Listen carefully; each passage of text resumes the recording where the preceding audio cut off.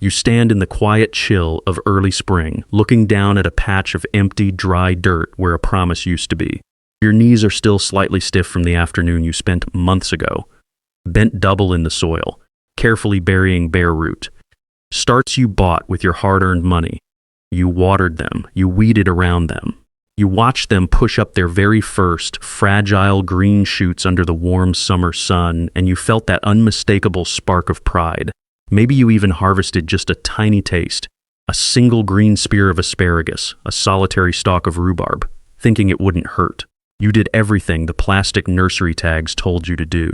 Yet here you are, looking at a grave of bare soil. The plant didn't return. It didn't multiply. It just quietly slipped away under the winter frost, leaving you with nothing but a sore back, a lighter wallet, and that nagging, heavy feeling that maybe you just don't have what it takes to grow your own food. But I need you to hear me clearly. This failure was not your fault. You didn't lack a green thumb, and you didn't neglect your soil. You were simply led straight into a silent, physiological trap that big box nursery chains and glossy seed catalogs never warn you about. It is the trap of immediate gratification, and it claims millions of backyard gardens every single season. We have been conditioned by the fast-paced, modern world to expect an instant return on our investment. We plant a seed, we expect a crop in 60 days. But permanent food systems do not operate on the timelines of annual vegetables. When you plant a perennial, a crop designed to return and feed you for 10, 20, or even 50 years, the rules of the game completely change. During that critical first growing season, a perennial plant is not trying to feed you. It is desperately trying to construct the permanent, subterranean infrastructure required to survive the elements and power future abundance. Every single green leaf, shoot, and stem it puts forth acts as a vital solar panel. Through the miracle of photosynthesis, these leaves capture solar energy, convert it into essential sugars, and pump that life-giving energy downward, deep into the earth. This energy is what constructs the massive root networks, dense underground crowns, and robust strides that define a truly established perennial. The moment you harvest from a perennial crop in its first year, you are not just taking a quick snack. You are surgically stripping the plant of its only power source. You are starving the engine.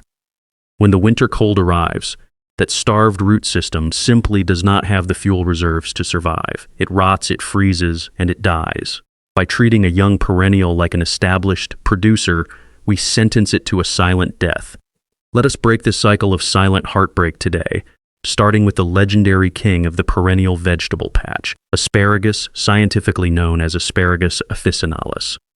For generations, asparagus has been the holy grail of home food production, prized for its ability to push up succulent, gourmet green spears every spring for over 2 decades from a single planting. But asparagus is incredibly sensitive, and its first-year failure mode is heartbreakingly common.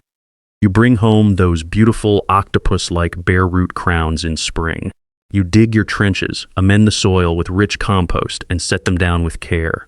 Within weeks, the miracle happens. Tender, perfect green spears begin to emerge, looking exactly like the premium asparagus you pay $5 a bunch for at the grocery store. The temptation is overwhelming. You snip off 3 or 4 spears for dinner. This single, innocent harvest is a catastrophic mistake. When you cut those first-year spears, you rob the young crown of the ability to develop its tall, feathery green ferns. Those ferns are not decorative. They are the sole energy source for the underground crown. They must be allowed to grow 3, 4, or even 5 feet tall, basking in the summer sun to feed the roots below. If you cut the spears, the crown starves, and by next spring, your patch will be weak, spindly, or completely dead. To succeed, you must practice absolute patience. Do not harvest a single spear during the entire first growing season. Let every spear turn into a massive, waving green fern. Only cut these ferns back to the ground in late winter, after they have turned completely brown and dormant. In the second year, harvest lightly. By the third spring, the root engine will be fully charged, and you can harvest gourmet spears for 20 seasons. Asparagus demands full sun, loose, free-draining soil, and thrives across USDA zones 3 through 8. Our second permanent producer is rhubarb, Rhubarbarum. This hardy, architectural giant is famous for its intensely tart, brilliant red stalks, bringing the taste of homemade pies and jams to early spring. Once established, rhubarb is nearly bulletproof, yielding heavily for 15 years or more. But the first-year mistake destroys rhubarb in a sneaky, bacterial way.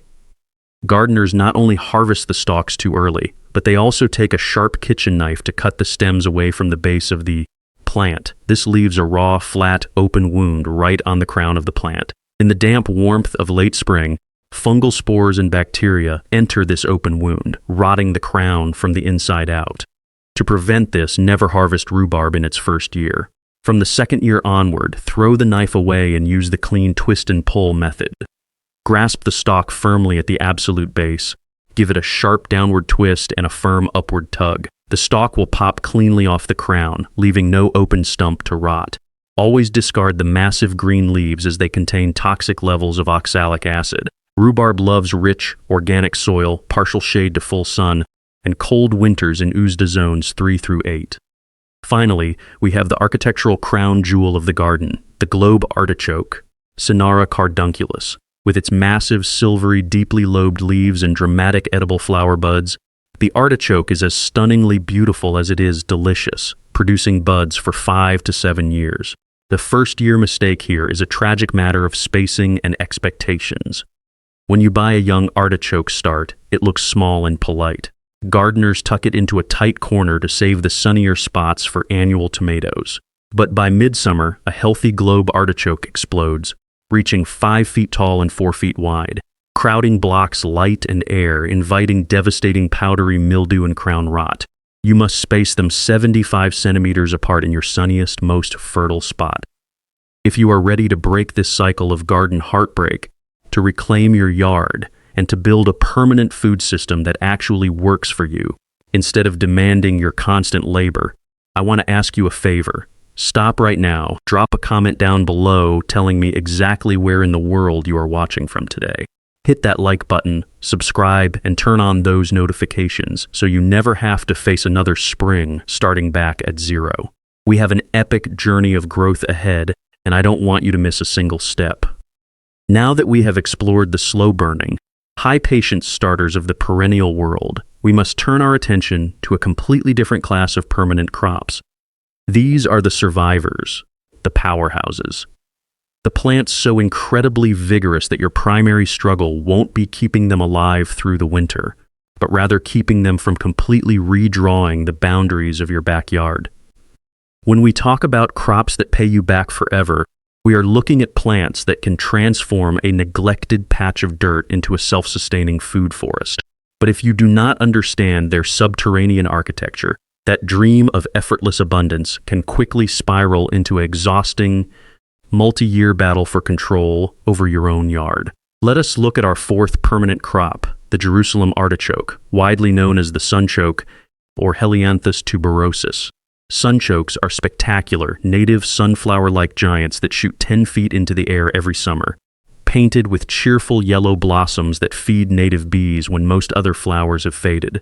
Beneath the soil, a single starter tuber multiplies into a massive tangled goldmine of crisp, nutty, potato-like tubers.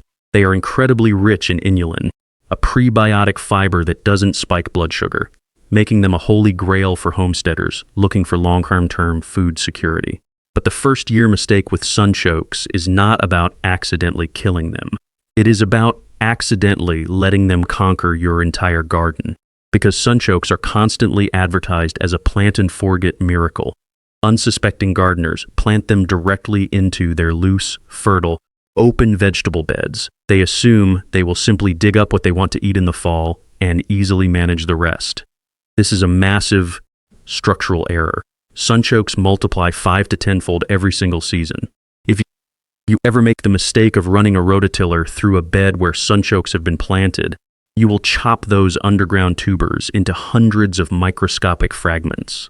Every single tiny piece of root left in the ground will sprout into a new 10-foot-tall competitor. Within 2 seasons, your once diverse garden will be completely choked out by a monolithic wall of sunflowers. Have you ever experienced kind of plant takeover in your own yard, where a crop you planted with excitement ended up feeling like an invasive weed you had to fight? Tell me your story in the comments because we need to warn each other about these hidden garden giants.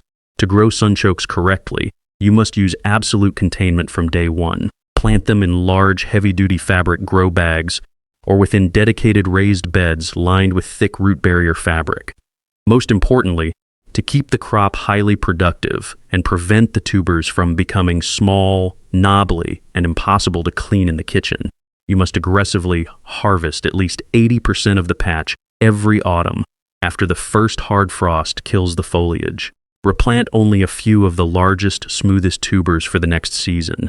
Sunchokes are exceptionally hardy across USDA zones 3 through 9, and a simple $5 starter pack of tubers will feed you, your family, and your neighbors for the rest of your lives.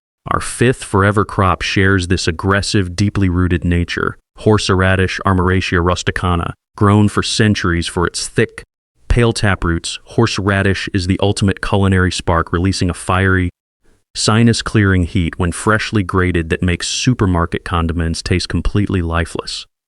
It is a plant that thrives on absolute neglect, shrugging off drought, poor soil, and freezing winters, yet the first-year mistake with horseradish ruins both the quality of your harvest and the organization of your yard. If you plant horseradish in an open bed and fail to manage its physical growth, you will end up with a sprawling weed and a crop of thin, spindly, woody, heavily forked roots that are incredibly difficult to peel and grate. To grow the fat, straight, high-quality horseradish roots that culinary artists covet, you must execute a traditional, century-old technique called lifting and stripping during its first growing season. Twice during the hot summer months, first when the largest leaves reach about 8 inches tall, and again 6 weeks later. You must carefully brush away the soil from the upper half of the main taproot, leaving the deep anchor roots at the very bottom undisturbed. Reach in and rub off all the small, spindly side roots and excess leafy suckers from the sides of the main root, leaving only a few strong leaves at the center of the crown. Replace the soil and water deeply. This forces the plant to concentrate all of its photosynthetic energy into inflating one single, massive, smooth, straight taproot. Always plant horseradish in a buried, bottomless 5-gallon bucket or drainage tile to lock its roots in place. It is hardy in USDA zones 3 through 9, requiring full sun to light shade. This brings us to our sixth perennial, a plant that literally walks its way across your garden in a beautiful, naturalistic dance of survival. The Egyptian walking onion, Allium times proliferum. Unlike standard onions that must be replanted from seeds or sets every single spring, the walking onion is a permanent, multi-generational colony. In late spring, instead of sending up traditional flowers, these onions produce clusters of small, flavorful, reddish-purple bulblets at the top of their sturdy green stalks. As those bulblets grow larger and heavier through the summer, their weight gradually bends the tall, hollow stalks downward until the top heavy tips touch the soil several inches away. The bulblets immediately send down roots into the earth, establishing a brand new clone of the parent plant.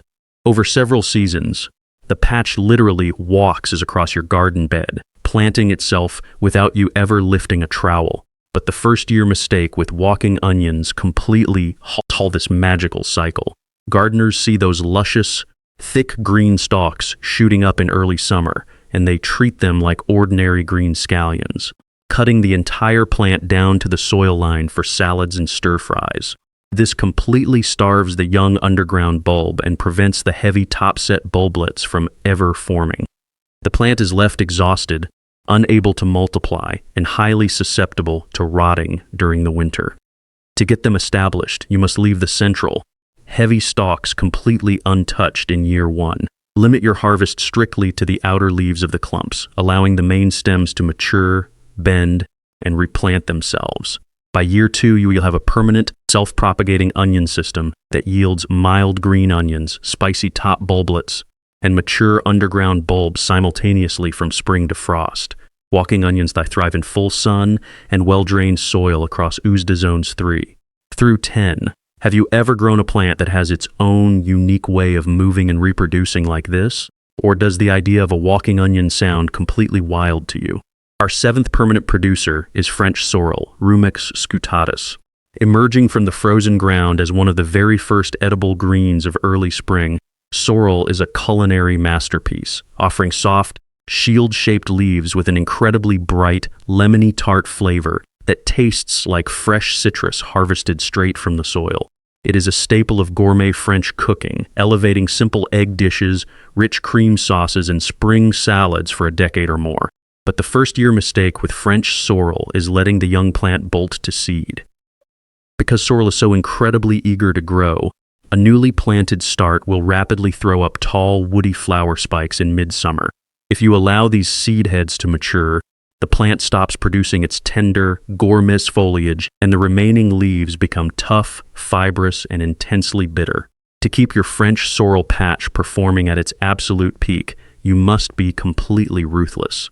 The moment you see a narrow flower stalk beginning to emerge from the center of the leafy rosette, snip it off at the base.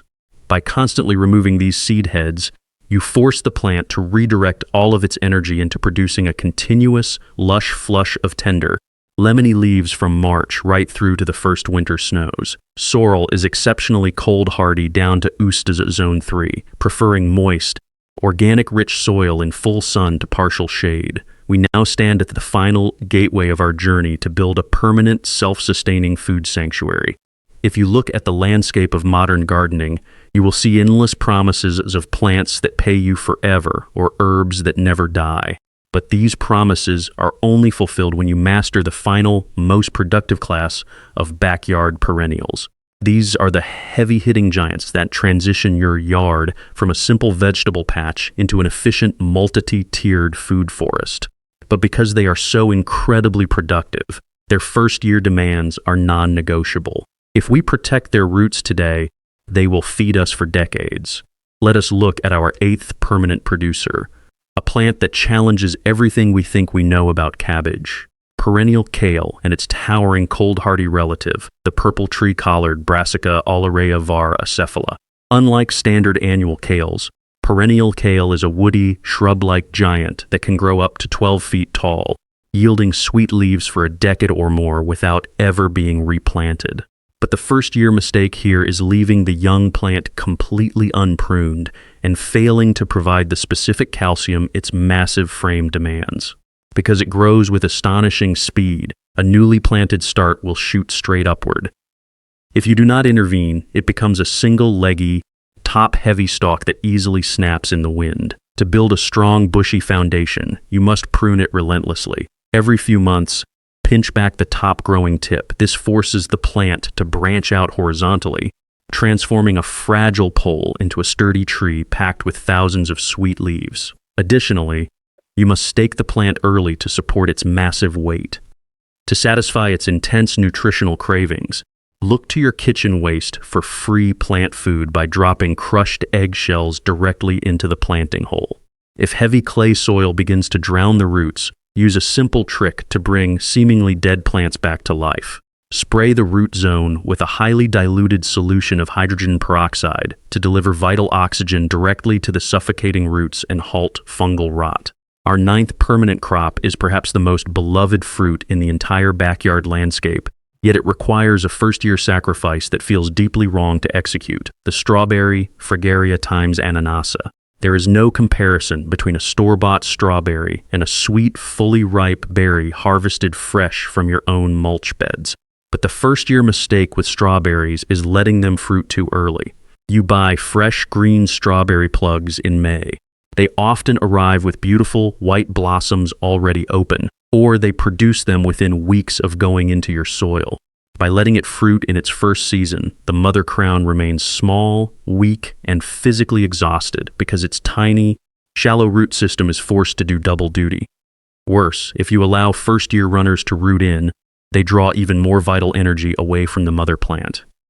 The result is a weak patch that will produce up to 70% less fruit in subsequent years. To succeed, you must practice tough love. For the first month for ever-bearing varieties, or for the entire first season for traditional June bearers, you must pinch off every single white flower bud and cut every single runner the moment they appear.